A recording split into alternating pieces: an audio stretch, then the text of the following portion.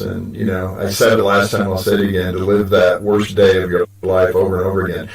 But it benefits other people. And I'm grateful that God has given you the courage to do this. And I know it's not easy, but thank you for doing it. Absolutely. And, we'll get into more of the benefits of a road less chosen, which is to stay together, to fight for your marriage, to get through an affair, and to come out on the other side with what I would say would be a stronger relationship. Would you agree? Absolutely. Yeah, so that is a good benefit right there. Let's just start with that goal in mind. And let's continue on. We talked last time about this acronym you created, which is STAY, Start With Me. In other words, you and God work some things out. What did I do to contribute to this? I think that takes a lot of courage. You may not get there on day one, but that is the goal. You go into any counseling, that's what they're going to talk about in marriage counseling is what part of this do you own? I'll tell you another part of that I didn't mention in the last episode. It is, God, what is my responsibility in this? But it was also Psalm 34:18, God's close to the brokenhearted. Like there was grief and pain that I needed comfort that's easy to take to your spouse. Hey, help me with this. Comfort me in this. You're not meeting my needs. So, S was very much a me and God starting point. There's such a deflecting approach that we as human beings have. I mean, David had it right until Nathan confronted him. But we have an incredible inability to look at ourselves. Yeah. I mean, we're generally perfect. we didn't do anything wrong. He was the problem. She was the problem. Lord, deal with her. That's not what the S is for. S is not, I don't even know an S word that starts with deal with her or deal with him, right? It's deal with me, start with me, so that's good. T was take quitting off the table. Some describe that as divorce is not in our vocabulary, and that's healthy. Allow others to be part of the story, and then yield to the vision. So in that T, just to finish off, because we didn't get to this question last time, Josh, during your recovery process, you and Katie did something called confessional therapy. I'm not familiar with that, so how did that work in this situation? We had never in the past confessed our sin to each other. And so a lot of that is the thought of, God is faithful and just to forgive us of all of our sin, cleanse, purify us from all unrighteousness. But Scripture also speaks to confess your sin one to another that you may be healed. And so I think there was a lot of healing in that season that came from really it being the first time that we confessed the hardest thing to one another. And so it brought us to a place of sharing. Kay would say things like, hey, I used to wear this headband for him, and we would throw it away together. I'd never been so excited to throw away a headband. Or she would share a thought, and every time she did, it was so counterintuitive because you would think something so painful would drive me away, but it was an invitation closer, and that I realized, man, she didn't have to tell me that, and she chose to. And so it somehow built intimacy the more we were willing to do that. And we had to get language around it because it wasn't common, especially for me. It would be really hard. So I'd have to say, hey, can I tell you something hard? And it let me know, is she in the frame of mind? Is she stressed with the day and dinner and the kids? Can I say something like that right now? Or she would say something like, hey, can you handle me? And that was her way of saying, hey, I'm about to say something that could hurt you. And I would have to, this is a good time. Right. Well, that's good. Transactional. Yeah. Because you can be in not a very good emotional place. And Totally. That's the last thing you want to hear, right? Yeah. Moving on into that, allow others to be part of the story. What does that look like? I mean, that can be really dangerous, I would think, initially, that, can you trust these people if you're going to talk about your situation? Well, one thing that helped us in this part of our story is I had a night, probably the lowest night of our whole story, where Josh had found out something I had not confessed to him. He was really upset. We were at my parents' house, and that was the first night that he had chosen not to sleep with me, in the bed with me, and I was so full of shame. And in this night, I actually was so low. That shame is trying to take your life. I mean, truly, for anybody who's felt this shame before. And where is this in the process? This is probably about 3 to 4 months afterwards. Okay, after the revelation. After the confession. Yeah. We're here at my mom's house, and we're still trying to rebuild, but of course I have all the public shame, but now I also feel this just distance with Josh. Because there was still the, pursuit. I mean, The vacillation. Yes. Yeah. So you were like, okay. Her back. Yes. And so in this night, I honestly got a knife. I was feeling so low, but I also had my Bible beside me, and I pulled my Bible towards me.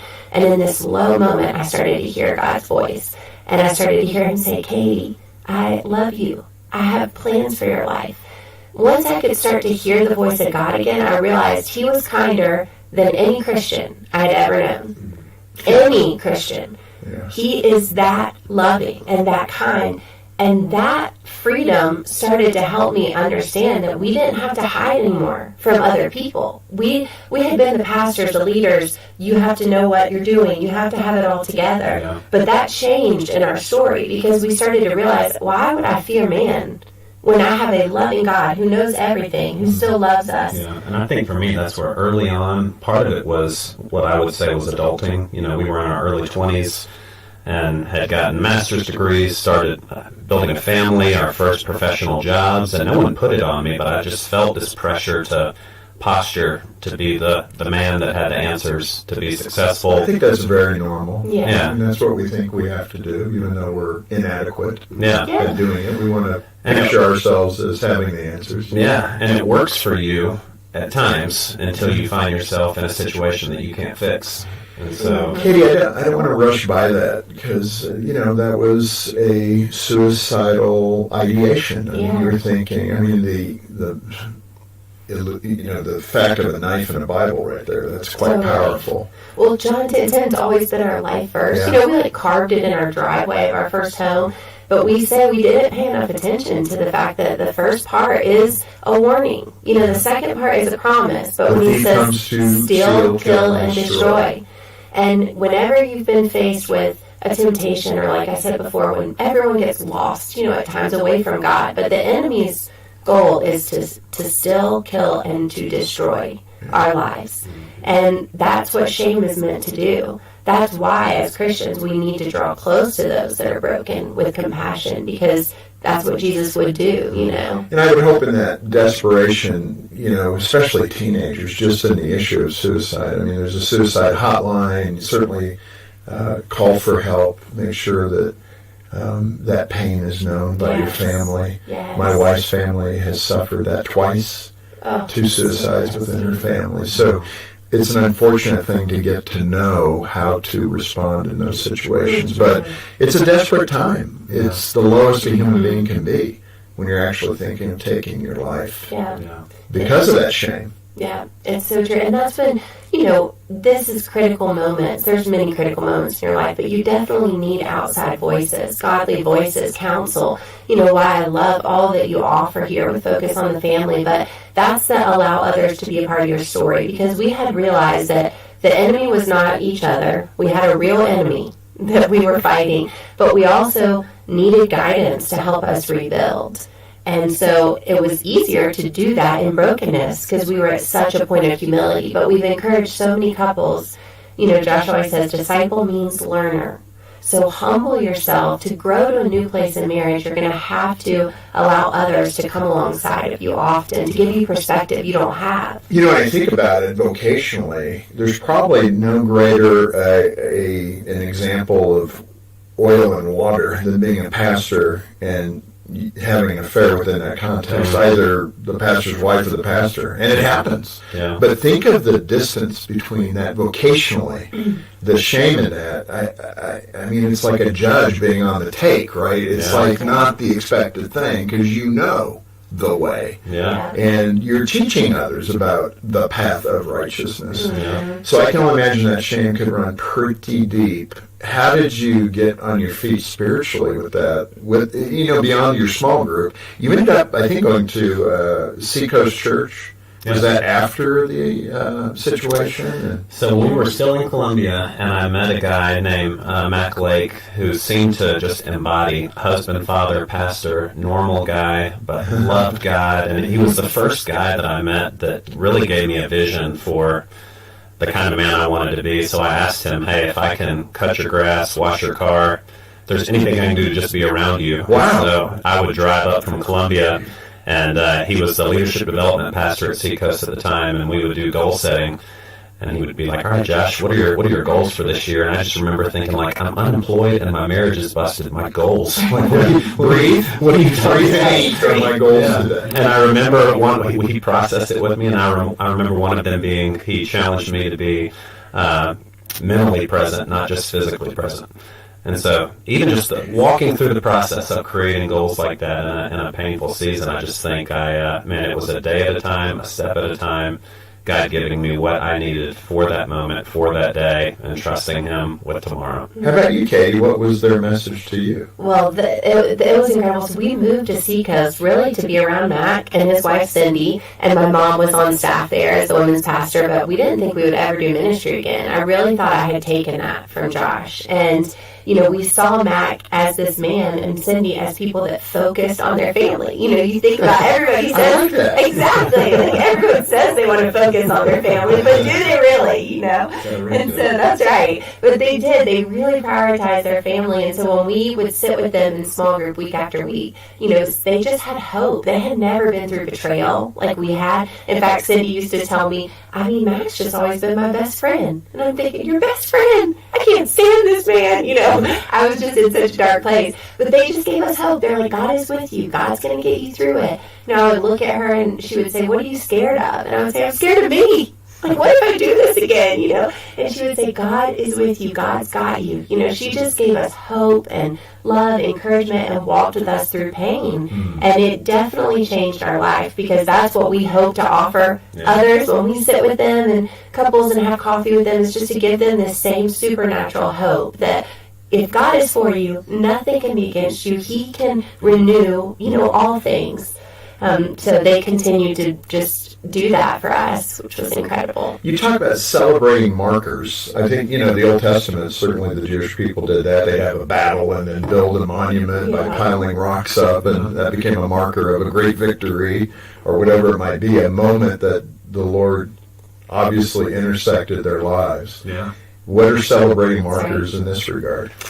Well, I remember the dark days, which anyone listening may be in right now, where every conversation leads to an argument, or where it's been a long time since you've seen the fun and flirty eyes, or really enjoyed each other. When you've been through a long dark season and have a moment that is life-giving and hopeful, it's like, man, you can't not celebrate because something different happened here. And so it was really in our story about looking at, man, we walked through something really hard, said real and honest things using words, and so on any given day where something standout would happen, in that season in particular, a silly example, talk about Katie having the spiritual gift of sleeping in the car, that any time I start it, sometimes it feel like before I pull out of the driveway, she's asleep. Yeah, that's right. I remember a day where we were driving around Charleston running errands, had got home, and I had the realization, she didn't fall asleep.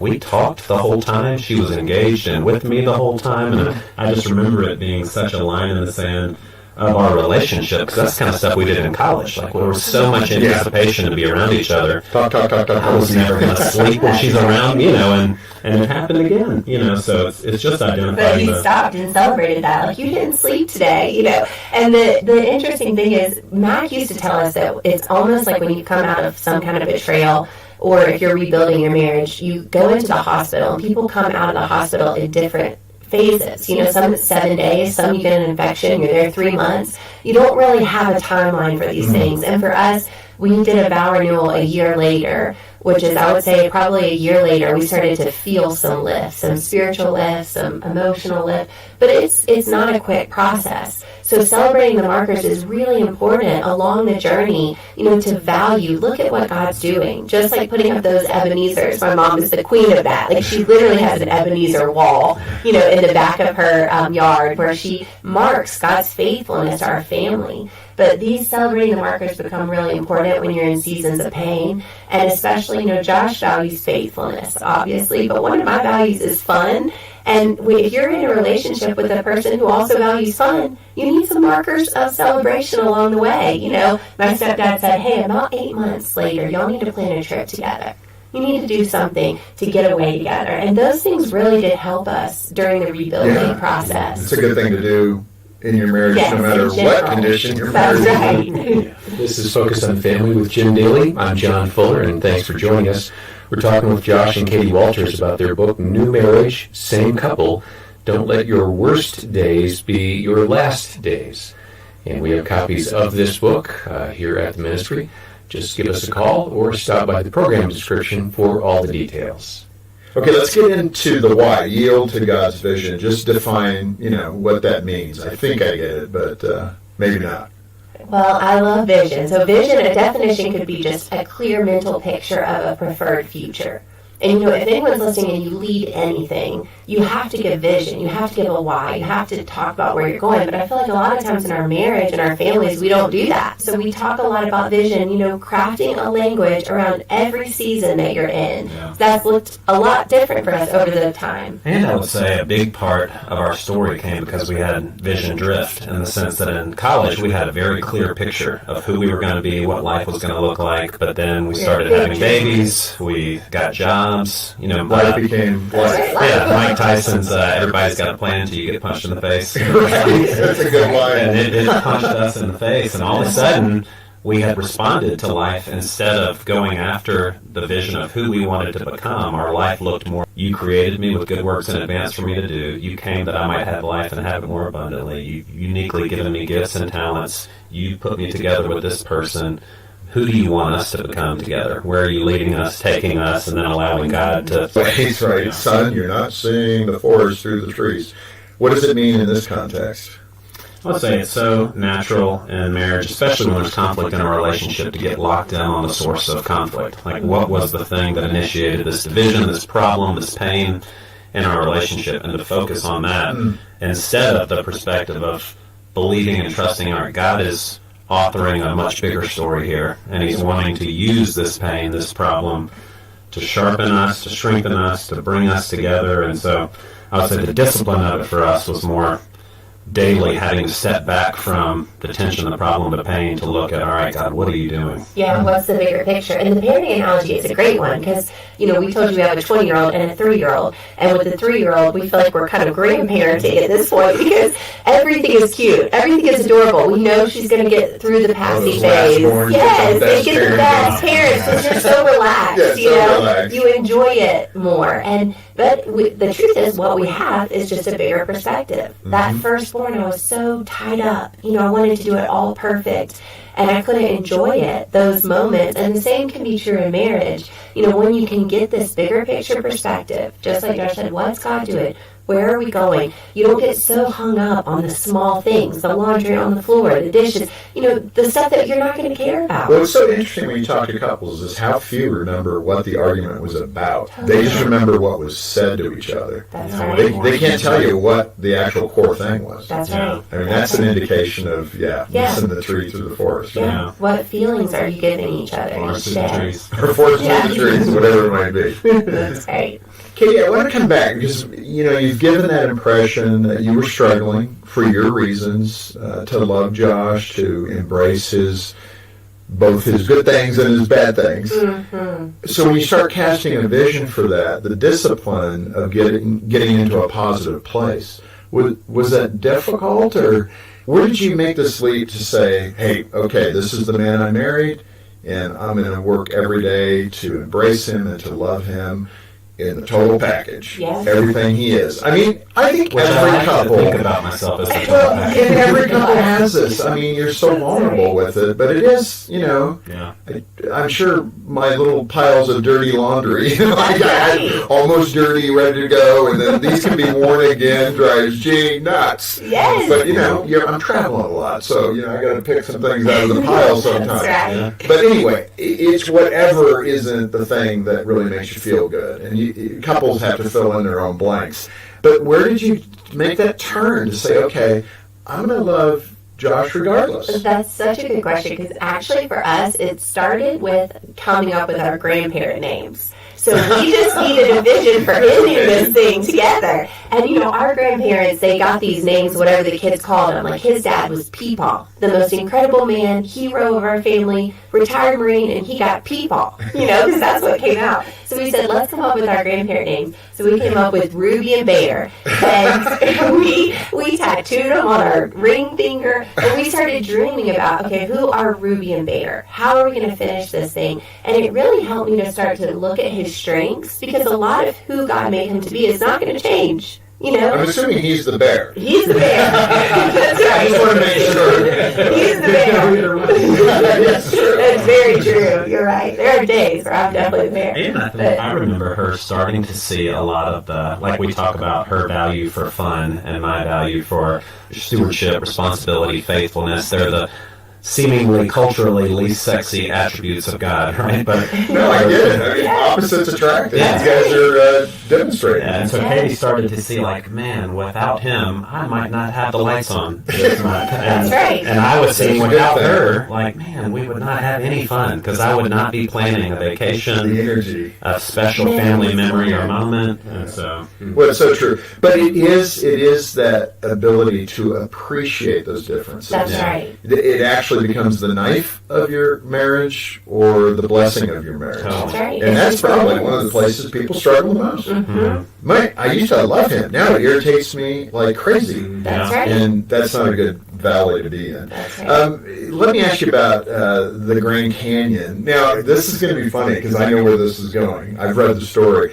But so often, if we're listening to the Lord, man, He is speaking all the time. yeah. If we can slow down and actually just see it. So you're on this trip to the Grand Canyon. I think Katie's asleep in the car. If I remember correctly. Yeah. And something happens. What happens? Yeah, so we're driving up a road we had never been on before, and I'm not totally sure where we're going. Driving up this long, narrow road with just huge, nothing but trees on all sides of us. Nothing of this resembled the beauty I was hoping for us to share together in seeing the Grand Canyon. We had just flown to Scottsdale, Arizona to purchase a car, and we're driving back across the country. But I was like, let's just see something beautiful, to start this drive. And so we're driving up this road, trees on both sides of us. The sun's just starting to set. And I'm thinking, this was a bad idea. I don't have a clue where we are. We're not going to find it. She's sleeping. All of a sudden, we round this corner, and the canyon opens up, the most epic view we had ever seen in terms of sunset and the beauty of the Grand Canyon. And in that moment, God spoke and said, that's how quickly your story could change. And I had been in a season where I had hope that God could do it, but I think I was questioning as to would He do it, and like how long was this going to take. And so to hear that from Him, that's how quickly your story can change. It rebirthed hope in me to where every day, every time she got home from work, I knew all it took was one moment, one dream, one word from God, and it could flip that switch inside of her heart that I couldn't touch. So I start crying. Oh my God! Katie wakes up like, what's wrong? What's wrong? God just spoke to me. That's great, though. Yeah. But I've been on that. That's Kanab, I believe, National Forest. But you come through that. Yeah, that view, that vista is breathtaking. And up until that point, you're just on a road. Yeah. And then you make that turn and go, wow. Yeah. Because there's nothing like it. And everything about it, if you're walking through something like this in your marriage and it feels like a long, boring road lacking any beauty, it just reminded me that there's a much bigger narrative at play, that there's a purpose to the road. Right. God wants to move and work and shape something in you, but He is leading you somewhere beautiful, that if you can keep going, man, He can do something special. Katie, let me ask you this. The thoughts that kept rippling through your mind, and you've alluded to this a couple of times, can I really love Him the way I need to love Him? Fair question. Probably a deep-hearted question, a desperate question. If I'm going to go the next maybe 40 more years That's right. with this guy, Yeah. I've got to be able to love him. What happened as you began to try experiments to see if this is really working, if I really am in love? It really was just the whole in our weakness, His power is made perfect, because I had a right estimation of myself at that point.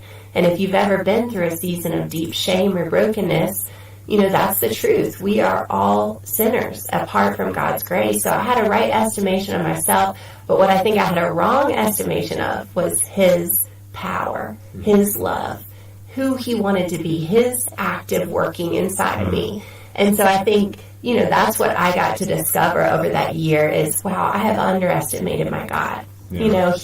He's not going to leave me in this place of brokenness. He's not going to leave me as this, betrayer. And that's why I think we even love sharing about our pain, because we have seen all the miracles that he's done, you know. Another thing that really encouraged me for that in that season of would the love be real? Like, what could it, the fun, flirty, free, amazing marriage we'd always wanted, could he still do that? That word bara, in the beginning God created, that word created is bara, and it literally means something from nothing. And so I just loved when she would say, I don't know that I love you anymore. I was like, check. Like, watch him do something from nothing. You mark those words, because I know God can do it. Wow. And he did, yeah. That's pretty amazing you had that attitude rather than some other things you could say. Well, it was good. And it's like, man, I just feel like so much of it, the angels appearing to the shepherds, behold, I bring you good news that will cause great joy for all the people. Like, if you're in a season of marriage where you would say, this is not great joy, then just know that God is not done. Like, he wants abundant life for your marriage. And so if it feels like nothing, just know he is the God of creating something from nothing. Well, that's really good. And what a great note to end on. This is perfect. And I'm so grateful to you for, again, coming and telling us about all the flaws, but then how God tied it in a bow. And that's what's most important. And the recognition that, we're broken people. Yeah. And so often in the Christian community, we're trying to put that perfection forward. Yeah. And underneath that little wrapping paper is a lot of brokenness for all of us. So I love that. Just the way you turned toward the Lord and said, okay, Lord, work on me, and then help us. And you're a walking testimony. You're your own Ebenezer. That's right. So hopefully your mom has that on the wall. Right. A picture of the two of you. What God can do to bring a marriage together. And if you're in that spot where it's not working and there's so many thoughts you're having, probably, Lord, where are you? He's there. Let's start that conversation. Give us a call. We have great, caring Christian counselors. And the donors allow us, through their financial support, to have about 20 counselors on staff. And they do this all day long. They talk to couples, talk to people about where they're at, and get them started toward healing. And, of course, this great book, New Marriage, Same Couple, is a resource we'd like to get into your hands. If you can make a gift of any amount, if you can become a monthly sustainer, Gene and I do that. John, you and Dina do that. It's a great way to help the ministry. It evens out the cash flow for the budget for the year. Or a one-time gift. Either way, we'll send you a copy of the book as our way of saying thank you for being part of the ministry. If you can't afford it, we are going to get it into your hands. So just call us and say, I don't have the money right now. We'll get it to you, and we'll trust others will cover the cost of that. Yeah, give us a call. Our number is 800, the letter A in the word family, 800-232-6459. Or stop by the program description. Right there you'll find a link for making a donation.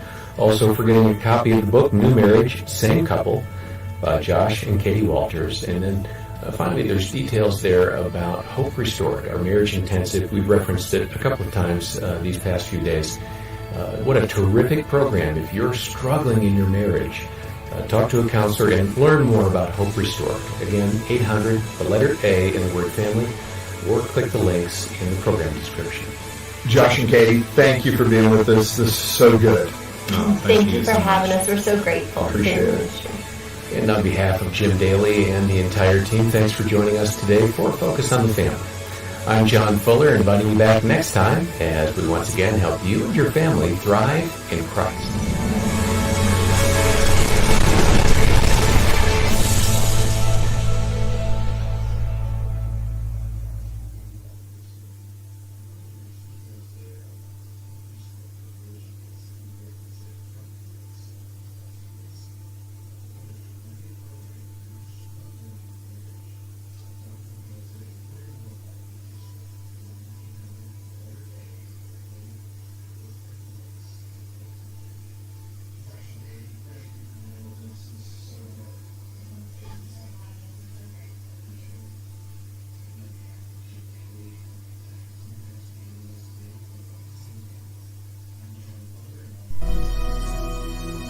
Lord, I give you thanks for my dumb times and my old times. Yahweh.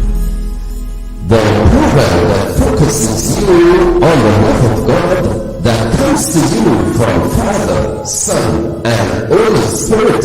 Join us live on Sundays 7 to 8 a.m.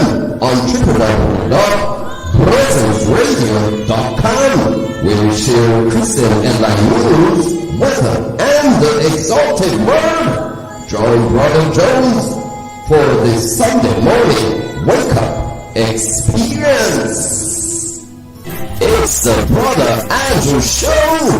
Weekdays, Monday to Friday, 6:15 to 8:15 a.m. Live on www.presenceradio.com for current news, sports, weather, and great music. Tune in today. It's a morning time gospel experience.